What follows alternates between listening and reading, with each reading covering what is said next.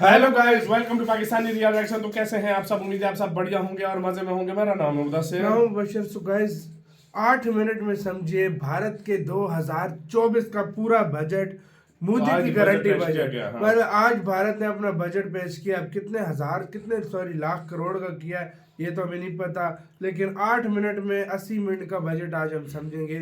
तो क्योंकि इतनी बड़ी तो वीडियो देखी नहीं हाँ, जाती, तो बिल्कुल। सारी चीजें मोदी जी का गारंटी बजट भी इसको बोला जा रहा है। हैं? क्यों बोला जा रहा है पहले देखते हैं, बाकी बातें करेंगे बाद में। काउंट करते हैं, स्टार्ट।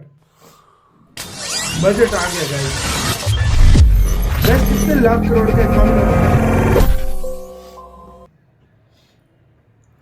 80 मिनट के बजट को सिर्फ 8 मिनट में समझाएंगे आपको और वो तमाम बड़ी बातें बताएंगे जिसको लेकर के ये कहा जा रहा है कि नरेंद्र मोदी ने मास्टर स्ट्रोक खेल दिया है इस पूरे के पूरे बजट में। इंटरिम बजट है, पूर्ण बजट नहीं है। सबसे बड़ी बात यह है और इसको लेकर के भी काफी चर्चा है क्योंकि पूर्ण बजट जो आपको देखने को मिलेगा वो जुलाई में देखने को मिलेगा, यानी जब चुनावी नतीजे सामने आ चुके होंगे उसके बाद आपको ये सारी की सारी चीज सामने आती हुई दिखाई देगी।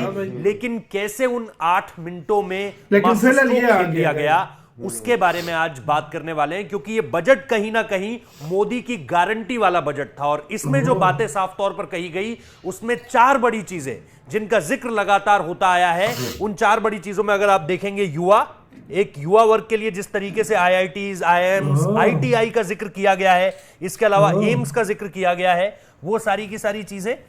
दूसरा किसान, तीसरा महिलाएं और उसके बाद चौथा गरीब वर्ग। इन सारी की सारी चीजों को लेकर के कैसे स्पेसिफिक घोषणाएं की गई हैं और इन चारों मापदंडों पर किस तरीके से निर्मला सीतारमण के बजट में अलग अलग योजनाएं, अलग अलग ऐसी घोषणाएं जिसको लेकर के आप ये कहेंगे कि आने वाले सालों में इनको लेकर के बहुत ज्यादा आपको कार्य होता हुआ नजर आएगा और बीते कुछ समय में भी इनको लेकर के कार्य होता हुआ आपको नजर आ रहा है। इसको भी गिनाया कैसे सारी की सारी चीजें बातों में रखी गई है वो आपको बता देता हूं मैं। सबसे पहले तो देखिए जो मोटी मोटी चीजें थी वो आपको बता देता हूं। टैक्स में किसी तरह की कोई छूट नहीं दी गई है। इनकम टैक्स स्लैब भी जो है वो पिछले साल वाला सीधे तरीके से कॉपी पेस्ट किया गया है, उसमें कहीं कोई बड़ी बात सामने निकलकर नहीं आ रही है। दूसरी चीज अगर आप देखेंगे, उड़ान योजनाओं में करीबन 517 नए मार्ग दिए गए हैं, यानी एविएशन इंडस्ट्री पर आप एक नया उछाल देखेंगे हवाई मार्ग से जो यात्राएं होंगी। इसके अलावा रेल रूट में 3 नए रेल कॉरिडोर्स इसकी घोषणा की गई है पूरे के पूरे बजट में। इसके अलावा जैसे मैंने कहा इनकम टैक्स स्लैब में कहीं कोई बदलाव नहीं है, पिछले साल वाला ही एज इट इज चलेगा। इसके अलावा जिस एक शब्द पर स्पेसिफिक फोकस रहा वो था लक्षद्वीप का नाम, और लक्षद्वीप को लेकर के आपको पता है प्रधानमंत्री नरेंद्र मोदी, उसके बाद मालदीव्स वाली कंट्रोवर्सी, लक्षद्वीप में टूरिज्म को किस तरीके से बढ़ाना है इसको लेकर के भी फोकस थी। जिस तरीके से निर्मला सीतारमण ने बजट में सारी की सारी बातों को रखा, यह कहीं ना कहीं साफ हो गया कि पर्यटन में अब विदेशी निवेश कहीं ना कहीं आपको होता हुआ दिखाई देगा और यह बड़ी संख्या में आपको दिखने वाला है, चाहे वो लक्षद्वीप हो, अंडमान हो या इसके अलावा तमाम भारत की वो जगह। मतलब एक तरीके से आप मानिए कि टूरिज्म सेक्टर बूम करने वाला है अगले 5 सालों में, और 5 सालों का बहुत ज्यादा फोकस रहा निर्मला सीतारमण की बातों में, आज की बातों में।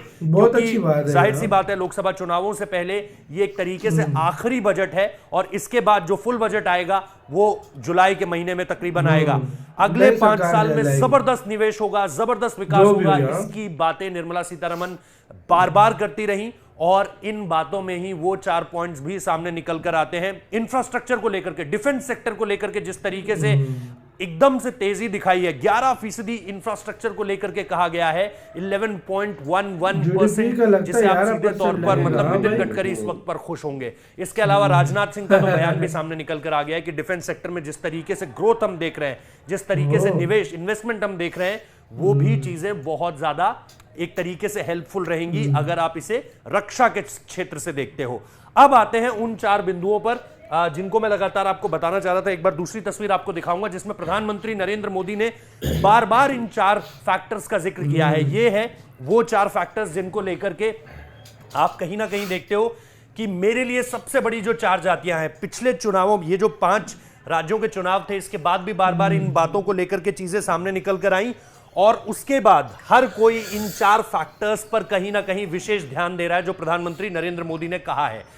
गरीब, महिलाएं, युवा और किसान, एक एक कर बात करेंगे कि गरीब, महिलाएं, युवाओं और किसान को लेकर के। सबसे पहले युवाओं से शुरू करते हैं, फिर किसानों पर चलेंगे, उसके बाद बात करेंगे महिलाओं की, और फिर आखिर में इस देश के गरीबों के लिए किस तरीके से जो बड़े बड़े आंकड़े आए, नंबर्स में बात की है, कहीं पर भी भ्रामक या हवाई बातें नहीं है। तथ्यों के आधार पर जो आंकड़े सामने निकल कर आए हैं उनमें क्या कुछ कहा गया है उसे आपके सामने रखता हूं। सबसे पहले जो युवा वर्ग का अगर हम देखें, 3000 ITIs, कहीं ना कहीं टेक्निकल स्ट्रेंडिंग के लिए 3000 ITIs की बात कही गई है। 16 नए IIT, यानी कि आप जो प्रीमियर इंस्टीट्यूशंस हैं उनकी ग्रोथ को आप किस तरीके से देख रहे हैं। 7 नए IIMs, यानी मैनेजमेंट को लेकर के टेक्निकलिटी से, साइंस की तरफ से, बिजनेस की तरफ से आप लगातार देश को आगे बढ़ाना चाह रहे हैं, और युवाओं को एक तरीके से, इस देश के युवाओं को और शिक्षा के क्षेत्र में खास तौर पर आप किस तरीके से स्ट्रेंथन करना चाह रहे हैं। 15 नए AIIMS, all India institute of medical science, यानी डॉक्टरी के लिहाज से इसके दोनों फायदे हैं। आप युवा हैं, आप छात्र हैं, तो आपके पास एम्स जैसा इंस्टीट्यूशन पढ़ाई करने के लिए है, और अगर कहीं ना कहीं आपके परिवार में किसी ना किसी कहीं कोई तकलीफ है किसी को, तो निश्चित तौर पर सुविधाएं देने के लिए भी, उस तरीके से डॉक्टरी सुविधाएं देने के लिए भी वो चीज वहां पर है। 390 नए विश्वविद्यालय।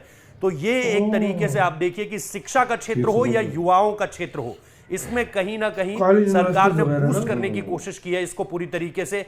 और स्पोर्ट्स इंडस्ट्री में भी अगर आप देखेंगे तो एशियन गेम्स में जिस तरीके से परफॉर्मेंस रहा, या फिर सेना की भर्तियों को लेकर के अगर आप देखेंगे वहां पर जिस तरीके से चीजें स्ट्रेंडिंग हुई है, तो ये एक सबसे बड़ा फैक्टर है जो आप नरेंद्र मोदी की बातों में एक तरीके से देखते हैं, जिसका हमने जिक्र भी किया, युवा। उसके बाद अगर हम आते हैं किसानों पर आते हैं, तो पीएम जो फसल बीमा योजना का 4 करोड़ का आंकड़ा सामने निकल कर आया है, जो आज निर्मला सीतारमण ने बताया है। इसके अलावा पीएम संपदा योजना में 38 लाख किसानों को फायदा हुआ है। यह सीधा सीधा आंकड़ा निर्मला सीतारमण द्वारा दिया गया है। मत्स्य योजना में भी 55 लाख लोग लाभार्थी हैं, और इसके अलावा जो इसमें बताया गया है कि कैसे इससे नए रोजगार अब पनपेंगे, इसका भी जिक्र किया गया है। तो किसानों को लेकर के एक लंबी लिस्ट थी। उसके बाद जैसा मैं कह रहा हूं, महिलाओं को लेकर के भी निर्मला सीतारमण, क्योंकि आज सुबह जो तस्वीर आई थी जिसमें, क्योंकि सबसे पहले राष्ट्रपति के पास जाना पड़ता है, वित्त मंत्री को जो पूरा का पूरा ड्राफ्ट होता है उसको लेकर के और उस मसौदे को दिखाना पड़ता है, और उसके बाद फिर आप पार्लियामेंट में एंट्री करते हैं। वहां पर से जो तस्वीर आई, जिस तरीके से शायद दही और शक्कर खिलाया जा रहा था कि शुभ कार्य करने जा रही हो, इसलिए वो बड़ी एक ताकतवर तस्वीर है हिंदुस्तान में महिला सशक्तिकरण की। उसको लेकर के जिस तरीके से एक तिहाई महिलाओं को जिस तरीके से आरक्षण, उसका जिक्र है। उसके बाद 1 करोड़ महिला लखपति दीदी, और अगले आने वाले सालों में इसको 2 से 3 करोड़ तक पहुंचाया जा रहा है। तो ये जो एक इन्वेस्टमेंट है पूरी तरीके से इस देश की महिलाओं को लेकर के, उस पर भी निर्मला सीतारमण ने बहुत ज्यादा जोर, बहुत ज्यादा फोकस किया है। आखिरी चीज जो गरीबों को लेकर के बात की गई है, 80 करोड़ गरीबों को फ्री राशन की बात कही गई, 25 करोड़ को गरीबी मुक्त किया गया, इस पर बात की गई है। जनधन योजना के तहत जो अकाउंट में डायरेक्ट पैसे, यानी बिचौलियों को खत्म कर दिया कि भाई अगर सपोज 1 रुपए जा रहा है, जैसे राजीव गांधी कहा करते थे कि भाई यहां से 1 रुपए भेजता हूं दिल्ली से, तो वो आखिरी व्यक्ति तक पहुंचते पहुंचते 8 पैसा रह जाता है। अब यहां से अगर आप देखेंगे तो बिचौलिए सारे खत्म, इधर से पैसा जाता है डायरेक्ट किसान के फोन पर, मैसेज बच जाता है कि भाई आपको सरकार की तरफ से 1000, 2000, 3000 जिस भी तरह की राशि है वो आप तक पहुंच गई है।